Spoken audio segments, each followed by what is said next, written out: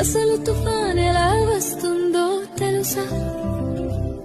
సముద్రం మొదట ప్రశాంతంగా ఉంటుంది, అలలు మెల్లగా తాకుతూ ఉంటాయి. కానీ సూర్యుడు బాగా వేడెక్కితే సముద్రపు నీరు కూడా వేడిగా మారుతుంది. ఆ వేడి నీటి మీద ఉన్న గాలి కూడా వేడి అవుతుంది, పైకి ఎగురుతుంది. గాలి పైకి ఎగినప్పుడు కింద ఖాళీ అవుతుంది. అప్పుడు చుట్టుపక్కల చల్లని గాలి ఖాళీ నింపడానికి వస్తుంది. ఇలా గాలి ఎగరడం దిగడం మొదలవుతుంది. అలా తిరుగుతూ తిరుగుతూ ఒక పెద్ద చక్రంలా మారుతుంది. మొదట్లో అది సాధారణ మేఘంలా ఉంటుంది, కానీ కాసేపటికే ఆ మేఘం చీకటిగా మారుతుంది.